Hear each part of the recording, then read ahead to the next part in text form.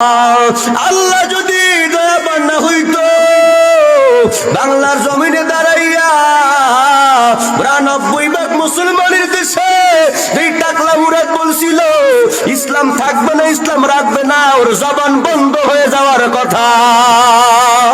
ও বান্দা, আল্লাহ যদি দয়াবান না হইতো, যেই তসলিমার মতন একজন খারাপ মহিলা বলছিল পুরুষেরা যদি 4টা বিবাহ করতে পারে আমরা কেন পারবো না?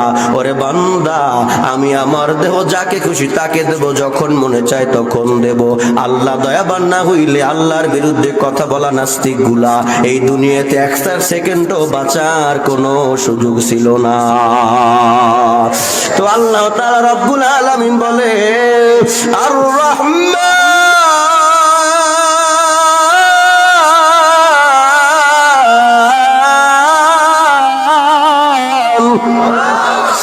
আল্লামাল কুরআন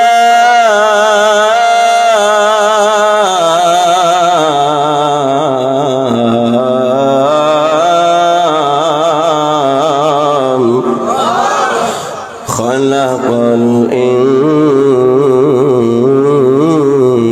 ইনসান।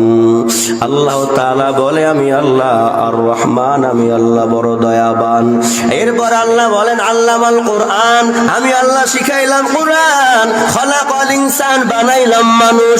ভালো করে খেয়াল করবেন, আল্লাহ দয়াবান, তাতে কোনো সন্দেহ নাই। এরপরে বললেন আল্লামাল কুরআন, আমি আল্লাহ শিখাইলাম কুরআন। খালাকাল ইনসান, বানাইলাম মানুষ। আল্লাহ বলছেন আমি শিখাইলাম কুরআন, বানাইলাম মানুষ।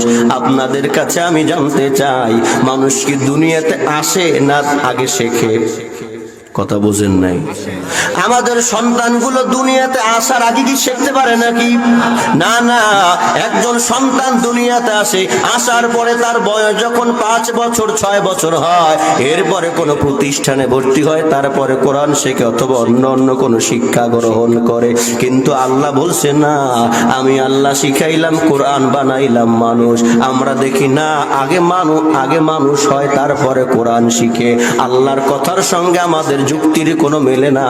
কয় ব্যাপারটা কেমন হয়ে গেল? ব্যাপারটা একদম সহজ, একেবারে সহজ।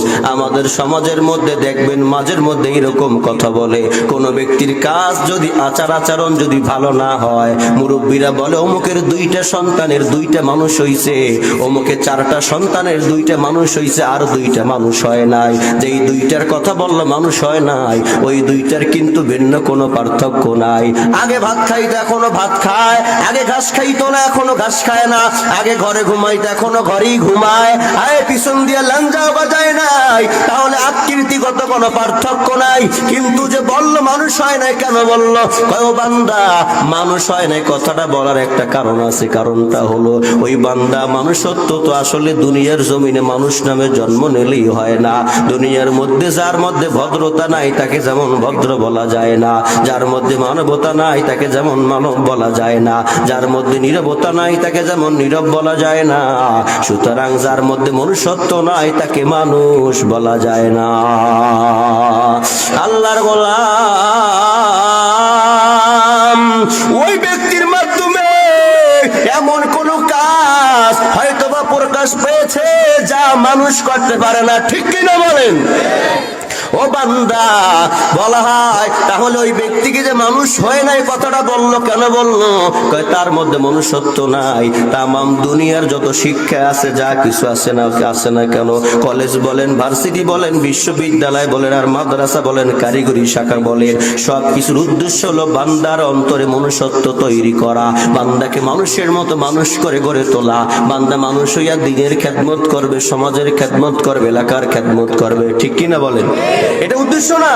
কিন্তু এখন আসল মানুষ কোথায় হয়? আসল মানুষ কোথায় হয়? কোথায় পাওয়া যায়?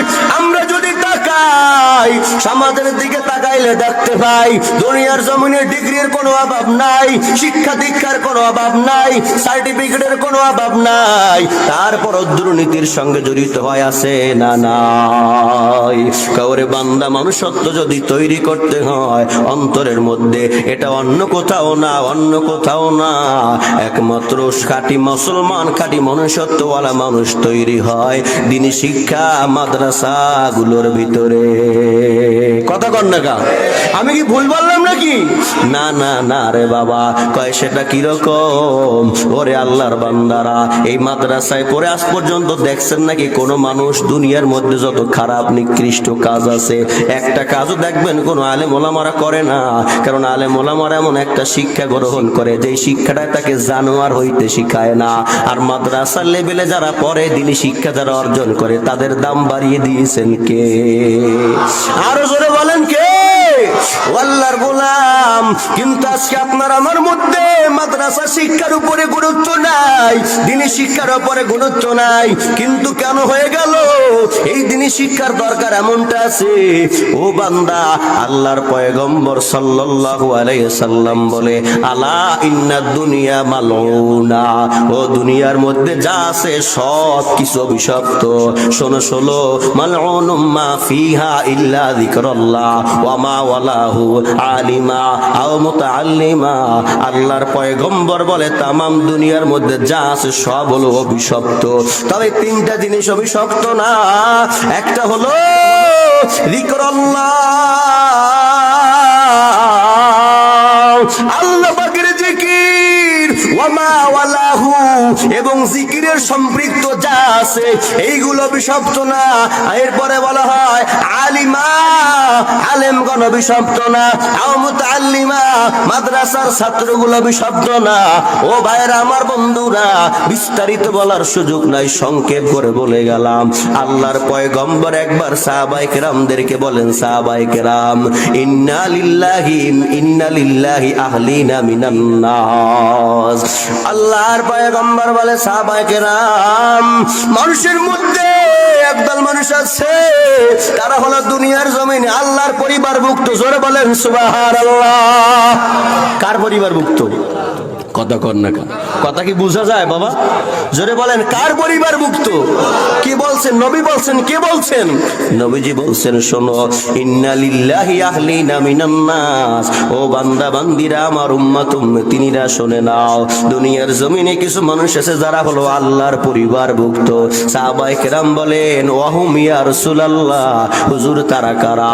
আল্লাহর পয়গম্বর বলেন, হুম আহলুল কুরআন আহলুল্লাহ, দুনিয়ার জমিনে যারা আহলে কোরআন হয়, অর্থাৎ কোরআন যারা মুখস্থ করে মুখস্থ করায়, কোরআন যারা সিনার মধ্যে ধারণ করে ধারণ করায়, কোরআনের খাদেম যারা হয়, কোরআনের খেদমত যারা করে, ও দুনিয়ার বান্দা বান্দিরা, এরা হলো আল্লাহ তাআলা রব্বুল আলামিনের পরিবারভুক্ত।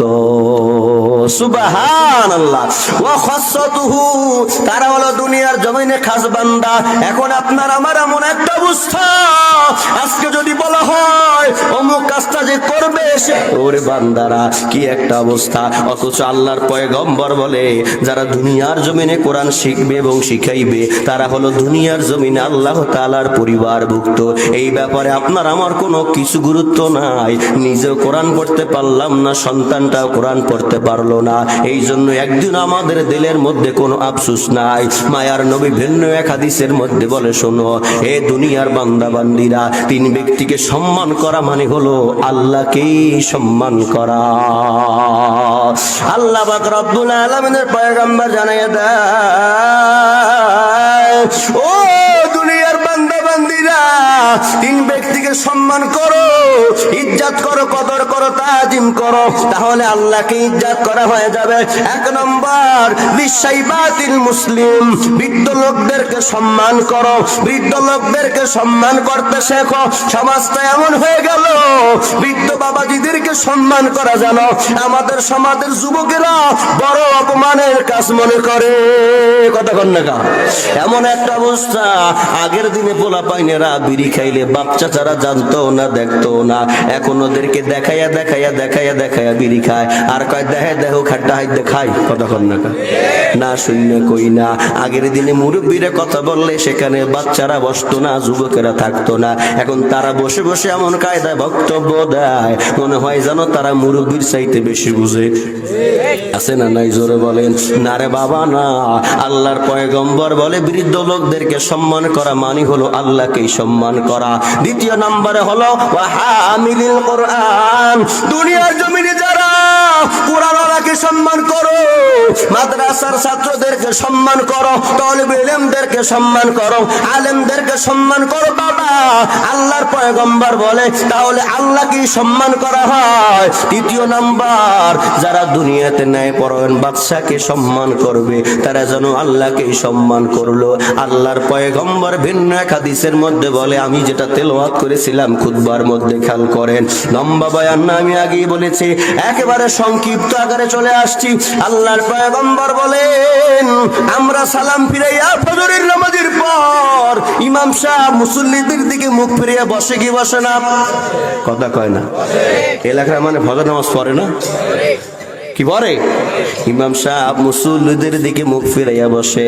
আল্লাহর পয়গম্বর ডানে বামে সালাম ফিরাইয়া ফজরের নামাজের পরে আল্লাহ তাআলার কাছে দোয়া করতেন, আল্লাহুম্মা ইন্নী আসআলুকা ইলমান নাফিআন ওয়া রিজকান তাইয়্যিবান ওয়া আমালান মুতাকাব্বালা। ও দয়ার আল্লাহ, আপনি আমাকে উপকারী ইলম দান করেন। উপকারী এলেম কি রে বাবা? এইটাই তো বুঝলাম না। উপকারী এলেম হলো যেই এলেমটা ব্যক্তি জীবনে কল্যাণে আসে, যে এলেমটা, যে জ্ঞানটা পারিবারিক জীবনে কল্যাণে আসে, যে এলেমটা সামাজিক জীবনে কল্যাণে আসে, যে এলেমটা জ্ঞানটা রাষ্ট্রীয় জীবনে কল্যাণে আসে, এটা হলো উপকারী এলেম, কল্যাণ করে এলেম। একজন সন্তান যদি দিনী শিক্ষা অর্জন করে রে বাবা, ওই সন্তানটা নিজে ব্যক্তি জীবনে জাহান্নাম থেকে বাঁচতে পারে, পরিবারকে জাহান্নাম থেকে বাঁচাতে পারে, সমাজকে জাহান্নাম থেকে বাঁচাতে পারে, রাষ্ট্রকে জাহান্নাম থেকে বাঁচাতে পারে। তাহলে বোঝা গেল আল্লাহর পয়গম্বর উপকারী ইলম দ্বারা দ্বীনি ইলম জ্ঞান অর্জন করার জন্য দোয়া আল্লাহ রাব্বুল আলামিনের দরবারে করেছে রে বাবা। উপকারী ইলমটা কেমন উপকারী ইলম? আপনাদের দেশে নামাজ পড়ে